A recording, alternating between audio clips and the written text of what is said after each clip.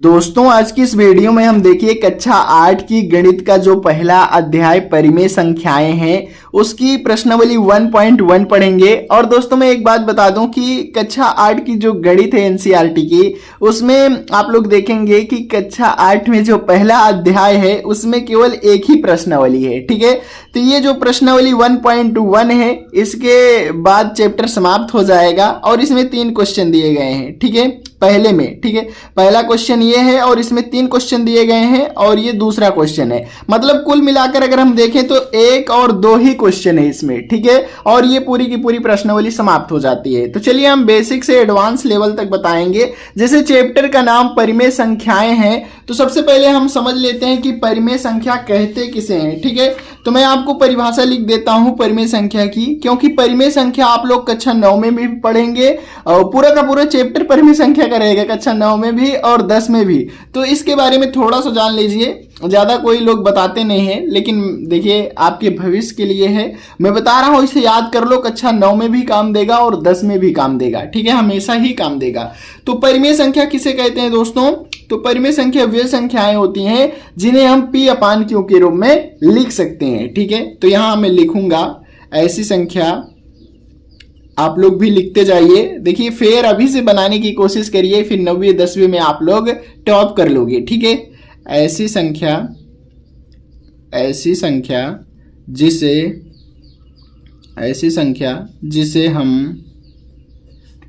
हम P/Q के रूप में लिख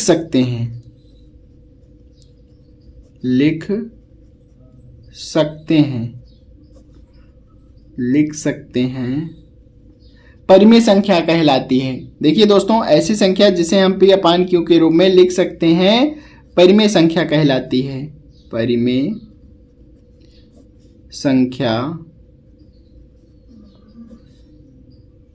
संख्या होती है, इतना भी लिख दोगे तब भी सही है। ठीक है, कहलाती है, होती है, बात एक ही है ना।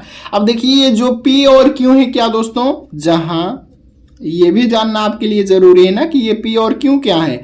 जहां P व Q एक पूर्णांक है। ठीक है, क्या है? एक पूर्णांक है। ठीक है, जहां P और Q एक पूर्णांक है तथा Q का मान 0 ना हो। ठीक है, ये भी लिखना, Q का मान जो है 0 ना हो तभी वो परिमेय संख्या कहलाएगी। जैसे कि उदाहरण में अगर आपको दे दूं तो देखिए, उदाहरण में यहां लिख देता हूं। उदाहरण जैसे कि देखिए 2/3 ये परिमेय संख्या हो गई, 5/4 मतलब 0 ना हो नीचे। ठीक है, और देखिए 0/5 हो सकता है, ऊपर 0 लग सकता है लेकिन नीचे 0 ना हो। ठीक है दोस्तों, जैसे कि 22/7 आगे चल के पढ़ोगे कि 22/7 जो होता है पाई का मान होता है, लेकिन पाई परिमेय संख्या नहीं होती है। ठीक है दोस्तों, वो अपरिमेय में आ जाएगी। अपरिमेय संख्या आप लोग अगली कक्षाओं में पढ़ोगे, 9वीं का वीडियो जाकर देखिए, मैंने बता रखा है। ठीक है, तो इसी प्रकार से ये संख्याएं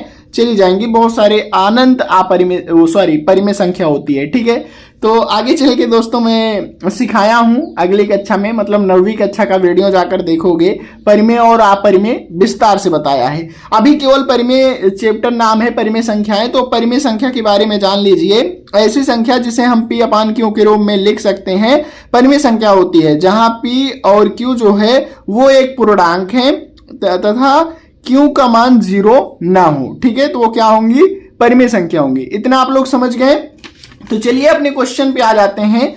देखिए दोस्तों, अध्याय 1 में परिमेय संख्याएं में जो क्लास 8 की मैथ है उसमें प्रश्नावली 1.2 में 2 ही सवाल दिए गए हैं। और दोस्तों जो पहला सवाल हमसे कहा है कि निम्नलिखित प्रत्येक में गुणन के अंतर्गत उपयोग किए गए गुणधर्म यानी गुण का नाम हमें लिखना है। केवल गुण का नाम लिखना है, इसे मतलब हल नहीं करना है, इसे समझ के हमें गुण का नाम लिखना है। ठीक है, बहुत सारे बच्चे कहेंगे कि सर इसे हमें हल करना है क्या? ना ना ना, ठीक है, इसे केवल समझ के कि कौन सा इसमें गुणधर्म प्रयोग हुआ है, आप लोग बुक रीड करोगे तो समझ में आएगा कि कौन सा गुणधर्म लगा है। ठीक है, तो चलिए मैं बता देता हूं सारे सवालों को इसमें देखिए पहले में 3 सवाल दिए गए और ये पहला सवाल है, ठीक है। तो चलिए मैं बताता हूं, यहां ध्यान से देखिए। पहला सवाल कहा है कि -4/5 गुणे में 1 है, ठीक है। इतना आप लोगों को समझ में आया।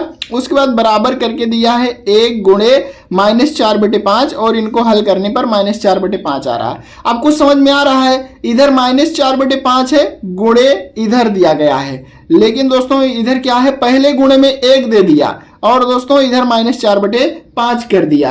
तो आप लोगों को कुछ समझ में आया, इसको पहले लिख दिया और इसको बाद में लिख दिया, लेकिन इनको जब हम हल करेंगे तो मान तो वही आएगा ना। चलिए देखिए मैं आपको सॉल्व करके बताता हूँ। देखिए ये वाला ले लेते हैं, सबसे पहले ये वाला सॉल्व करते हैं। तो देखिए -4/5 को लिखा हमने, उसी प्रकार गुणे में 1 लिखा। अब जब -4 का गुणा 1 में करेंगे तो दोस्तों ये -4 ही तो आएगा ना। यहाँ प्लस लगा है, कुछ चिन्ह नहीं लगा तो उसके मतलब यहाँ प्लस लगा है, ठीक है। और माइनस प्लस का गुणा दोस्तों क्या होता है, यहाँ समझ लीजिए थोड़ा सा। देखिए माइनस गुणे प्लस, इसका जब हम गुणा करेंगे तो ये क्या हो जाएगा दोस्तों, हमारा माइनस आएगा। और दोस्तों माइनस गुणे माइनस का गुणा होगा तो ये प्लस आएगा, ठीक है। और दोस्तों प्लस गुणे माइनस का गुणा होगा तो ये माइनस आएगा। ये आप लोगों को समझ में आ रहा है कि नहीं आ रहा, मुझे ये भी बताइए। और प्लस गुणे प्लस का गुणा होगा तो प्लस ही आएगा, ठीक है। ये समझ गए। अब देखिए यहाँ -4/5 है और गुणे में 1 है, तो गुणा करेंगे तो -4 का गुणा 1 में करेंगे तो ये क्या आएगा दोस्तों, -4/5 ही आएगा हमारा, ठीक है। ये तो इतना आ गया। अब इसे भी बराबर करके सॉल्व कर लेते हैं। जैसे इसे हम लेते हैं तो 1 लिखा, उसके बाद दोस्तों ये गुणा है और ये कोष्टक हटेगा तो ये आ जाएगा हमारा गुणे में -4/5। और इसे भी सॉल्व करेंगे तो ये भी हमारा कितना आएगा दोस्तों, ये भी तो हमारा आएगा -4/5। अगर हम दोनों को देखें तो ये भी हमारा -4/5 आ रहा है, ये भी आ रहा है। तो दोस्तों ये क्या हो जाएगा हमारा, देखिए यहाँ 1 का गुणा हो रहा है ना, 1 का गुणा दोनों में हो रहा और मान नहीं बदल रहा। ये ध्यान देने वाली बात है। देखिए दोस्तों गुणधर्म समझना कोई आसान नहीं है, अगर आप समझ गए तो कुछ भी नहीं है। यहाँ देखिए किसका गुणा हो रहा है, 1 का गुणा यहाँ हो रहा और मान में कोई परिवर्तन नहीं हो। ये तो मैंने ऐसे ही सॉल्व किया, यहाँ आपको सॉल्व नहीं करना, केवल गुणा लिख देना है कि कौन सा गुणधर्म है। मतलब गुणा आप लोगों को समझ लीजिए कि इसमें क्या हो रहा है, उसके बाद गुणधर्म लिख देना है। यहाँ देखिए दोस्तों, यहाँ पूछा है ना कि गुणधर्म का नाम लिखिए, सॉल्व करने को नहीं कहा गया। तो यहाँ ये समझना है -4/5 है और यहाँ 1 से गुणा हो रहा है, यहाँ भी -4/5 है और यहाँ भी 1 से गुणा हो रहा है। और जब 1 से किसी भी संख्या में गुणा होगा तो उसका मान्य नहीं बदलता है। क्या होता है दोस्तों, जब 1 से किसी भी संख्या में गुणा होगा तो उसका मान्य नहीं बदलता। तो इसीलिए यहाँ हम लिखेंगे कि एक गुणात्मक तत्समक है, एक जो है गुणात्मक, इसी केवल इतना लिखना है जो ये मैं लिख रहा हूं, केवल इतना लिखना है, एक गुणात्मक तत्समक है, तत्समक है। केवल इतना आपको लिखना है, बस ये सब करने की जरूरत नहीं, ये तो मैं समझाया। केवल आपको इतना लिखना है, एक गुणात्मक तत्समक है, ठीक है। अब दोस्तों देखिए यहां से आप समझ में आ गया होगा कि एक मतलब किसी भी संख्या, कोई भी संख्या दी गई है उसमें 1 से गुणा है तो वो एक गुणात्मक तत्समक होगा, क्योंकि उसका मान नहीं बदलता। चाहे जितनी बड़ी संख्या ले लो या छोटी संख्या ले लो, 1 से हम गुणा करेंगे तो उसमें मान नहीं बदलेगा। एक और चीज होता है, कभी कभी सवाल में आपको पूछ लेता है, यहाँ नहीं दिया गया क्वेश्चन में, लेकिन दोस्तों एक जैसे ये गुणात्मक तत्समक हो गया और एक होता है योगात्मक तत्समक, ठीक है। ये पहला मान लो, इसे ये वाला तो हमारा उत्तर हो गया, लेकिन एक मैं अलग से बता रहा हूं, ठीक है। एक क्या होता है, योगात्मक तत्समक, ठीक है। योगात्मक तत्समक, योगात्मक तत्समक में क्या होता है दोस्तों कि उसमें शून्य होता है, योगात्मक तत्समक में शून्य होता है, ठीक है। ये बात नोट करना, शून्य होता है। अब जैसे कि मान लो हम यहाँ 4 लिए हैं और यहाँ 0 जोड़ दें तो यहाँ मान में कोई परिवर्तन नहीं आएगा, 4 ही आएगा।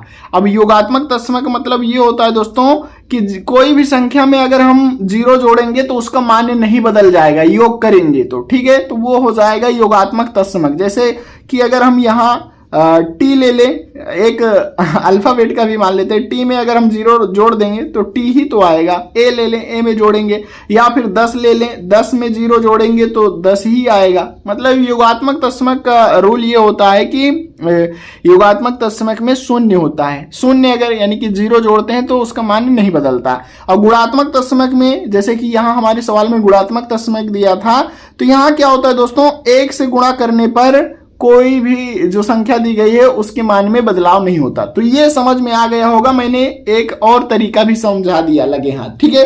अब देखिए इसी में के पहले में के दूसरा सवाल दोस्तों देखिए क्या दिया गया है वो समझ लेते हैं। तो दोस्तों देखिए दूसरा दिया है क्वेश्चन -13/17 गुणा में -2/7। अब देखिए यहाँ कोष्टक में -2/7 है और इधर पहले -13/17 है, लेकिन यहाँ क्या किया, बराबर करके ये जो -2/7 कोष्टक में इसे बाहर लिख दिया -2/7, और जो इधर पहले था इसे बाद में कर दिया। समझने वाली बात है, क्वेश्चन को देखते ही समझ जाओ। तो यहाँ हल करके लिखेंगे दोस्तों, हल करके देखिए, पहले क्वेश्चन में मैंने हल नहीं लिखा, उसमें भी आपको हल करके ही लिखना है, ठीक है, उत्तर वहाँ। अब देखिए दोस्तों यहां जो कह रहा है कि -13/17 गुणे में -2/7। अब यहां क्या हो रहा, यानी कि अंक को बदल रहा। पहले देखिए 13/17 था, -2/7 गुणे में बाद में था, लेकिन -2/7 दोस्तों पहले कर दिया और यहाँ कोष्टक में था, कोष्टक से हटा दिया। लेकिन -13/17 यहाँ पहले था तो इधर बाद में कर दिया, और इधर कोष्टक के बाहर था लेकिन कोष्टक के अंदर इधर कर दिया, लेकिन संख्याएं वही हैं। अगर यहाँ दोस्तों देखिए, अगर मैं सॉल्व करूं तो इसका मान भी सेम आएगा और इसका मान भी सेम आएगा, ठीक है। लेकिन क्या हुआ, इसको जो है संख्या में परिवर्तन कर दिया, मतलब कि बदल दिया संख्या को, ठीक है। पहले इधर था जो इधर लिख दिया, जो इधर था उसे इधर लिख दिया। जैसे कि -13/17 इधर था तो इधर लास्ट में कर दिया, और ये ओपन था लेकिन इसे क्लोज कर दिया।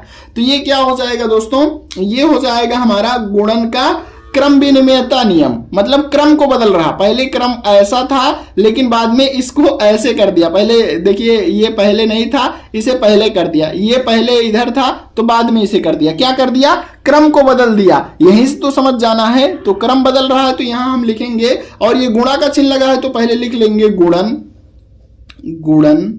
तो यहां लिखेंगे गुणन का क्रम विनिमयता, ठीक है, गुणन का क्रम विनिमयता,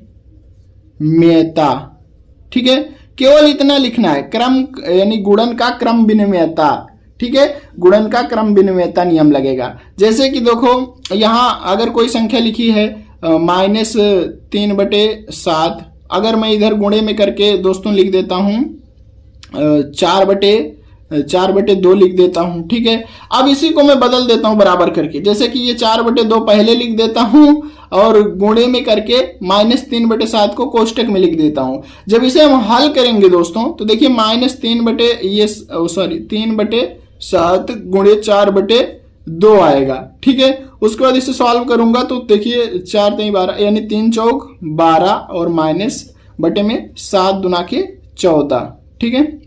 ये देखिए सॉरी 3 चौक 12 यहाँ मुझे लिखना था तो मैंने 14 लिख दिया, ठीक है। ये 12/14 आया। अब इसे भी हल करते हैं। देखिए 4/2 लिखा है गुणे में, -3/7 लिखा है, ठीक है। 4 का गुणा 3 में करेंगे तो 4 3 12 माइनस का आएगा क्योंकि माइनस का चिन्ह लिखा है, 2 7 14। यहां भी दोस्तों -12/14 आ रहा, यहां भी -12/14 आ रहा। तो समझने के लिए ये मैंने आपको बता दिया कि देखिए यहां गुणन का क्रम विनिमयता नियम लगा हुआ है, ठीक है। अब ये दूसरा क्वेश्चन भी कंप्लीट हुआ। अब देखिए इसी का तीसरा क्वेश्चन। तो दोस्तों देखिए पहले का तीसरा क्वेश्चन दिया है कि -19/29, लेकिन किया क्या, अब ध्यान से देखिए, गुणे करके इसको पलट दिया, 29/-19 कर दिया। -19/29 था तो पलट देगा तो ये ऊपर चला जाएगा और ये नीचे आएगा। यही तो किया है, बराबर 1 किया है, ठीक है। तो दोस्तों जब कोई भी संख्या पलट जाती है तो यहां लिख लो, जैसे कि -4/3 है, ठीक है, -4/3 है। जब इसे हम पलटेंगे तो ये 3/-4 हो जाएगा। तो दोस्तों ये 3 से ये 3 कट जाएगा, ये -4 से -4 कट जाएगा, बचेगा 1, क्योंकि 1 एक बार कट रहा है, ठीक है। तो 1 ही तो बचेगा। तो इस हिसाब से इसमें भी देखिए ये 29 से 29 कट जाएगा, -19 से 19 कट जाएगा, तो एक ही तो आएगा। तो ये क्या हो जाएगा दोस्तों, ये हो जाएगा गुणात्मक प्रतिलोम। प्रतिलोम का मतलब बदलना, ठीक है, यानी कोई संख्या दी गई है उसे पलट कर लिख दो, ठीक है, पलटना हो जाएगा, गुणात्मक प्रतिलोम हो जाएगा। तो यहाँ हल करके बस इतना ही लिखना है दोस्तों, ठीक है, हल करके यहाँ आप लोगों को लिख देना है, ये हो जाएगा गुणात्मक प्रतिलोम, ठीक है। तो यहाँ लिख दीजिए गुणात्मक प्रतिलोम, गुणात्मक प्रतिलोम, ये ही दोस्तों हमारा हो जाएगा उत्तर, ठीक है। मैं फिर से एक बार एक उदाहरण लेकर समझा देता हूं। जैसे -19/29 दिया, इसे पलट दिया 29/-19, इसे हम जब कट करेंगे तो एक ही आएगा। जैसे कि एक उदाहरण और समझ लो, जैसे 5/3 दिया है दोस्तों, इसे जब देखिए हम पलटेंगे ये 3/5 हो जाएगा, क्योंकि 5 ऊपर है तो नीचे आ जाएगा, 3 नीचे है तो ऊपर चला जाएगा। अब दोस्तों यहाँ एक ही आएगा, क्योंकि देखिए 5 एकन्नम 5 ये कट गया, 3 एकन्नम 3 ये कट गया। अब यहाँ बचे क्या, 1/1 गुणे में 1/1, जब 1 का गुणा करेंगे तो कितना आएगा, एक ही तो आएगा, 1/1 बराबर 1, ठीक है। तो ये मैंने एकदम विस्तार से बता दिया। अब दोस्तों देखेंगे इसका अगला क्वेश्चन। ये पहले के 3 क्वेश्चन समाप्त हो गए। अब दोस्तों ये लास्ट क्वेश्चन बचा, यानी कि इस प्रश्नावली 1.1 का, और ये आखिरी अध्याय, मतलब सॉरी मैंने आखिरी अध्याय बोल दिया, ये आखिरी प्रश्नावली भी है, ठीक है। इसके अलावा कोई प्रश्नावली नहीं है, मतलब कक्षा 8 के पहले अध्याय में एक ही प्रश्नावली है, ठीक है। तो देखिए दूसरा क्वेश्चन कह रहा है कि बताइए कौन से गुणधर्म गुण की सहायता से आप इसे सॉल्व करेंगे, ठीक है। तो ये जो क्वेश्चन दिया गया है इसे ध्यान से देखिए। यहाँ 1/3 गुणे में 6 गुणे 4/3 को 1/3 गुणे 6 गुणे 4/3। अब यहाँ भी समझने वाली बात है, देखिए 1/3 गुणे 6 गुणे 4/3 है, ठीक है। 1/3 पहले था, और दोस्तों इधर अंदर कर दिया, 6 के साथ कर दिया, ठीक है दोस्तों। यहाँ ये समझने वाली बात है, आपको मैं बता दूं, पहले एक समझ लीजिए फिर समझाता हूं। जैसे पहले लेफ्ट हैंड साइड वाला कर लेते हैं, फिर राइट हैंड साइड वाला करते हैं। तो इसे हम देखिए 1/3 लिखते हैं, गुणे में ये 6 गुणे 4/3 दिया गया है, ठीक है। देखिए दोस्तों पहले कोष्टक को हल करेंगे, 1/3 लिखा, गुणे लगाया, देखिए 6 चौको 24 हो जाएगा, और ये बटे में 3 हो जाएगा, ठीक है। इतना समझ में आया। अब कोष्टक हटा देंगे तो 1/3 हो जाएगा दोस्तों, गुणे में 24/3 हो जाएगा। इतना समझ में आया दोस्तों। उसके बाद देखिए 1 का गुणा 24 में करेंगे, 1 का गुणा किसी भी संख्या में करते हैं तो वही संख्या आती है, तो ये 24 हो जाएगा, और ये 3 का गुणा 3 में करेंगे तो 9 आ जाएगा। तो ये दोस्तों हमारा कितना आया, 9 आया। अब दोस्तों इसे भी सॉल्व करते हैं, देखिए इसका मान भी इतना ही आएगा, मतलब अभी इसका मतलब आप लोग समझ जाओगे कि कैसे हो रहा है और इसमें कौन सा गुणधर्म लगा है, ठीक है। अब दूसरा वाला देखिए 1/3 दिया है, गुणे में 6 दिया है, और ये कोष्टक के अंदर है, गुणे में इधर 4/3 बाहर कर दिया गया। सेम संख्याएं हैं भाई, इसको कहीं अंदर कर दिया कहीं बाहर कर दिया, बाकी गुणे में सेम संख्याएं हैं, जो इधर थी वो इधर भी है, ठीक है। अब देखिए दोस्तों गुणे के अंदर पहले सॉल्व कर लेते हैं, 6/3 ये हो जाएगा दोस्तों। 1 का गुणा 6 में करेंगे, मैंने पहले ही बताया कि 1 का गुणा किसी भी संख्या में करेंगे तो वही आता है, ये हुआ। गुणे में दोस्तों 4/3 ये हुआ, ठीक है। अब कोष्टक हटाएंगे तो ये 6/3 हो जाएगा, गुणे में 4/3 हो जाएगा। अब 6 का गुणा 4 में करेंगे तो ये 24 आ जाएगा, 3 का गुणा 3 में करेंगे तो ये 9 आ जाएगा। ये देखिए दोस्तों लेफ्ट हैंड साइड भी आया, राइट हैंड साइड भी 24/9 आया, ठीक है। दोनों संख्याएं सेम है।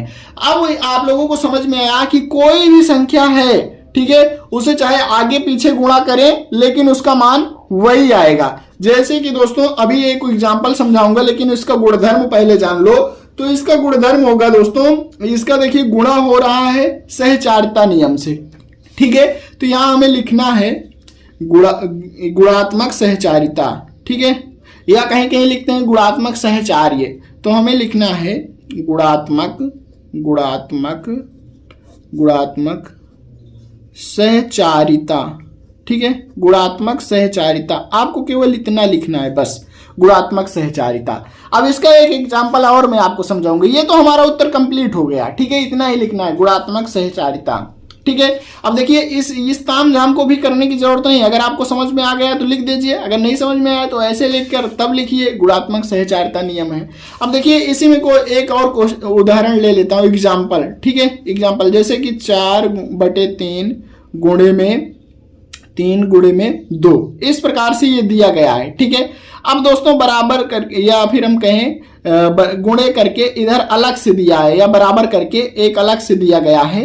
जैसे इधर इसको बदल देते हैं, 3 गुणे 2 कर देते हैं पहले, ये 3 गुणे 2 को पहले कर देते हैं, गुणे में ये 4/3 को हम बाद में कर देते हैं। देखिए पलट दिया ना, लेकिन गुणे में ही है, पहले इसको सॉल्व करते हैं। तो देखिए 4/3 ये रहेगा, गुणे में 3 दूना की ये 6 हो जाएगा दोस्तों, ये हो जाएगा 6 चौको 24/3 हो जाएगा। अब इसे सॉल्व करते हैं दोस्तों, तो देखिए 3 का गुणा 2 में करेंगे तो ये 6 हो जाएगा, गुणे ये 4/3 रहेगा और 6 चौको 24 हो जाएगा दोस्तों, और ये बटे में 3 रहेगा। इधर भी 24/3 आ रहा, इधर भी 24/3 आ रहा, तो ये क्या हुआ दोस्तों, गुणात्मक सहचारिता नियम हुआ। मतलब गुणा में कोई भी संख्या आगे पीछे कहीं भी है तो भाई वो क्या होगी, मान सेम होगा उसका, और वो गुणधर्म कौन सा होगा, गुणात्मक सहचारिता होगा, जैसे कि ये दूसरे सवाल में था। तो दोस्तों ये प्रश्नावली समाप्त हुई, और प्रश्नावली के साथ ही हमारा कक्षा 8 एनसीईआरटी मैथ का पहला अध्याय